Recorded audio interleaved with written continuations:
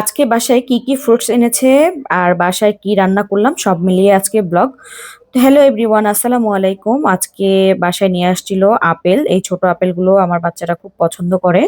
আর নিয়ে আসছিল পাকা আমড়া। আমড়াগুলো খেতে খুবই মিষ্টি ছিল। এই দেখেন, আপেল পেতে না পেতেই সে নিয়ে একটা ধুয়ে খাওয়া শুরু করে দিয়েছে, কারণ তারা খুবই ফ্রুটস পছন্দ করে। তারপর নিয়ে আসছিল পেয়ারা, আর সাথে ছিল কলা। তো আমি সবগুলোকে একটু গুছিয়ে নিচ্ছিলাম। দেখেন আমড়াগুলো কি পরিমাণ বড় বড়। অল্প কয়টা আমড়াতেই মানে 4টা আমড়া কেটেছিলাম, অনেকগুলো হয়েছে। তো আমার ছেলে বসে বসে পেয়ারা খাচ্ছে আর দেখতেছে বাবা কি কি নিয়ে আসছে। তো আমি 4টা আমড়া কেটে নিলাম।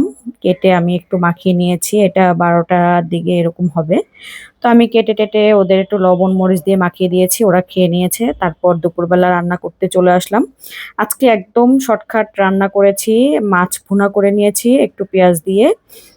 এটা ছিল পাঙ্গাস মাছ আর কি, ধনিয়া পাতা দিয়ে আমি পরে নামিয়ে নিয়েছি। পুরো রেসিপিটা আর দিলাম না, কারণ আজকে শরীরটা খুব খারাপ ছিল। আমি আজকে লাইভ করেছিলাম যেহেতু, আর আমি ভিডিও করতে পারিনি।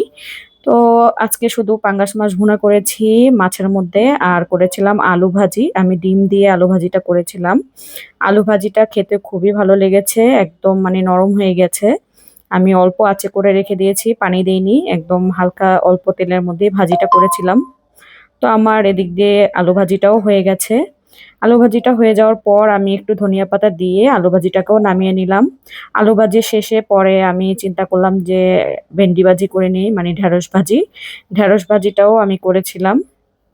তো লাইভের মধ্যে আমি আজকে ঢেঁড়স ভাজিটা দেখিয়েছিলাম। তো ঢেঁড়স ভাজি করেছিলাম আজকে দুপুরের জন্য।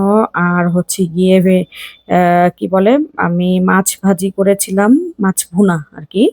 মাছ ভুনা করেছিলাম। এই তো আজকে দুপুরের আয়োজনে ছিল মাছ ভুনা, ঢেঁড়স ভাজি, আর করেছিলাম আলু ভাজি।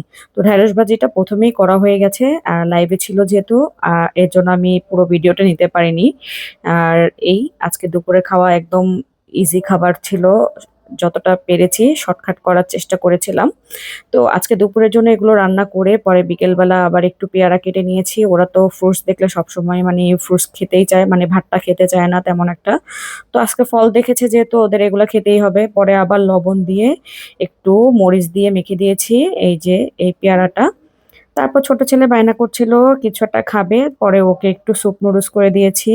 সাথে আগের দিনে চিকেন ছিল, চিকেন আলু একটু দিয়ে দিয়েছি ভেঙে। আর একটা ডিম দিয়ে দিয়েছি। ওর রাতের খাবারটা এটাই কমপ্লিট হয়ে যাবে।